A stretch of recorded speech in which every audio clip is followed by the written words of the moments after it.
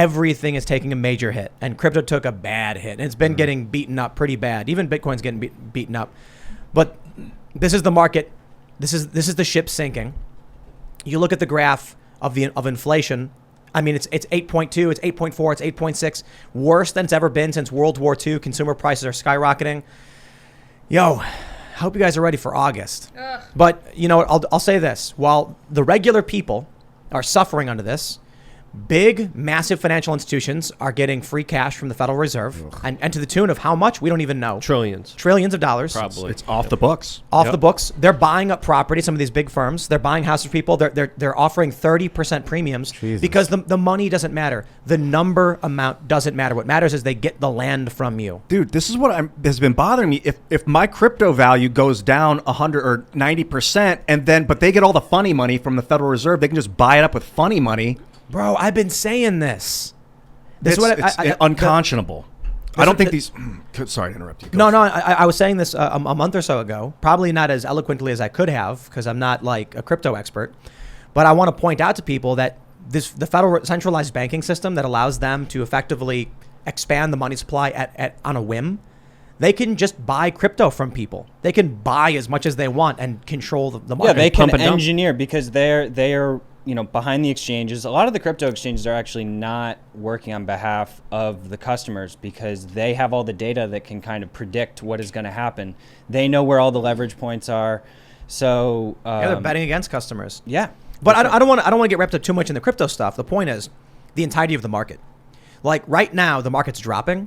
Ultra wealthy people are like, oh, fantastic. Because here's how it goes. It goes this way every time. You go back throughout history. Market drops, poor people panic. They sell as much as they can because they got to buy bread. Rich people who don't have to worry about it buy up all this property and assets for pennies on the dollar.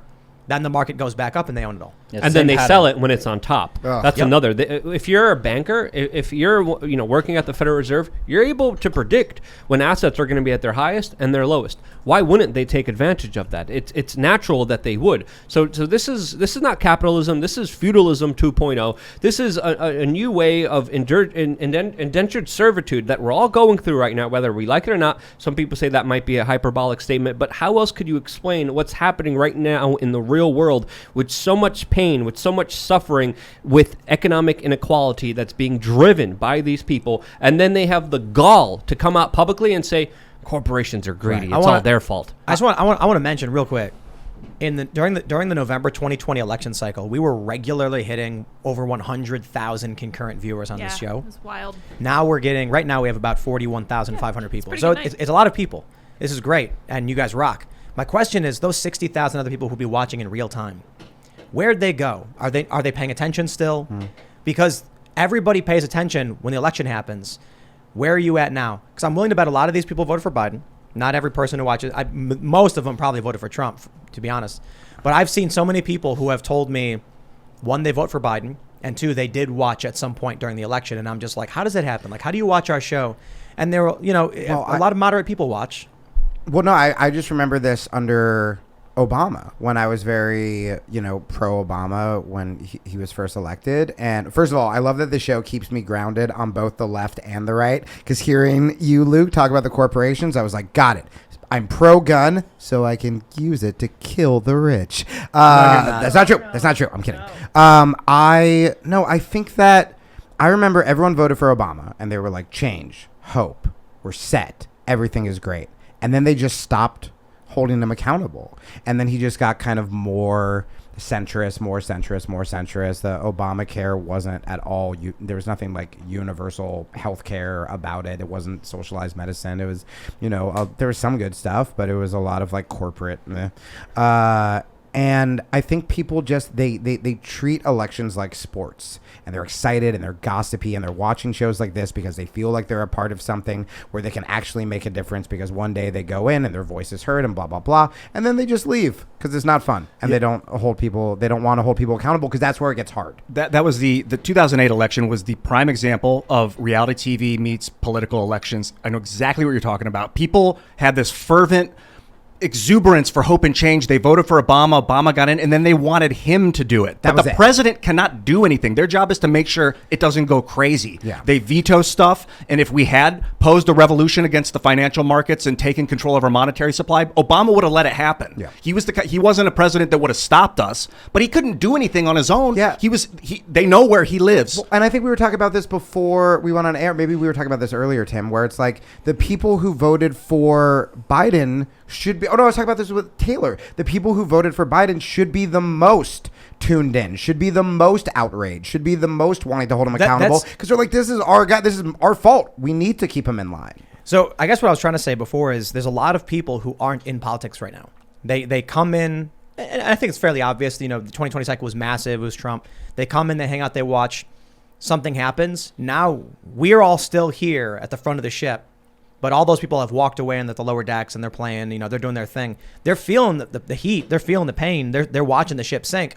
But we need to get these people back up here to pay attention and, you know, be involved again. Yeah. I think a lot of people are tired. A lot of people are sick of the lies. I think a lot of people are disillusioned with our current system because they vote left. They think they're going to get hope and change, and they get drone bombs and domestic spying. 100%. They vote right wing and Republican, and they're going to think they're going to have conservative fiscal policies, and they don't. They have the same kind of reckless spending as they did during the Democrats, and then they have the Trump scene, and people are questioning themselves like, what? Why should I even be involved in this? I got to worry about myself. I got to worry about making ends meet. I got to worry about my future, which again, upward economic mobility is being taken away from individuals in such a drastic way. People are being looted. People are being gutted. Their savings are being obliterated right in front of them. Inflation is one of the largest taxes the government could wage on the public, and they're waging it in such an extreme way. It's absolutely astounding to see people, just be able to make ends meet at this point. Let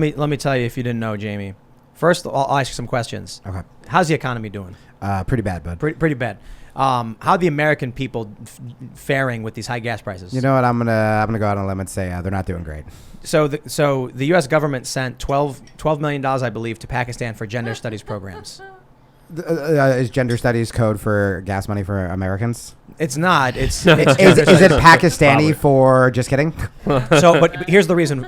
I'll give you the general reason has been that they've given for doing this. Yeah.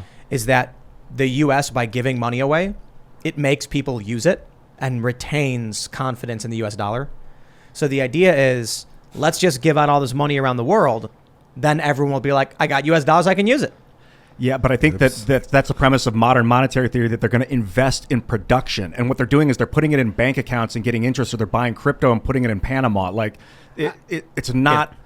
It's an aberration of what's supposed to happen. I don't think it's that simple, Tim. I think it's the U.S. government buying political favors and saying, hey, we want this national resource. We want this corporation that we're tied in to have access to this natural, this product that you have here. And I think this is why we send speedboats to Sri Lanka. Sri Lanka, by the way, if you look at what's happening there socially and politically, it should be a warning for the rest of the world right now. You have people rioting, you have people angry, you have people going hungry, and I think that's going to be happening in a lot of other places around the world. Maybe not in the United States anytime soon, but I think definitely there's going to be a lot of economic instability in Africa and the Middle East coming very soon. That's going to disrupt a lot of normal life flow for everyone, because it's also going to spur on a migration crisis as well. Well, I wanted to go back to what you were talking about, Luke, about why regular people have stopped paying attention.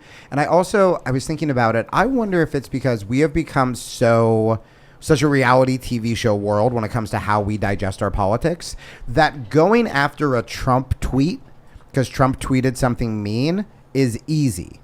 Examining why, I would like to think I'm fairly informed, and I had to ask all of you guys, well, what would we do for gas prices, right? Like, those are complicated issues. I mean, in fact, it's one of the reasons Trump won, right? He could actually appeal to everybody. You ask a lot of people, what do we do for the economy? And then they're like, well, it's going to start with election reform, and they're checked out. But you just go, the Mexicans are taking your job. You're like, got it. That's easy, right?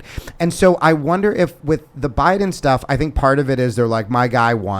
I think part of it is they're burnt out, like you were alluding to. I talk to my friends who have big podcasts in not the political world, but in like self-development and stuff.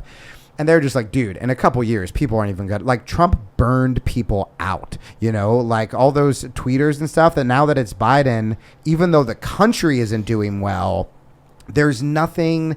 There's no, big tweets. There's no big, drama. And I think they're just sort of checked out. They're embarrassed too. Yeah. Because it's kind of like you can't not be. You see him communicating, and like, why would they want to come out and engage it and talk about politics when it's like, look what we just did. Our guy. But they knew this. I mean, when he was running to be president of the United States, he wasn't doing rallies. He was known as the basement candidate. He was known as just doing wonky shots from the corporate media that were incoherent. Then people knew what they were getting themselves into. Basement candidate. It's gotten worse though. Yeah.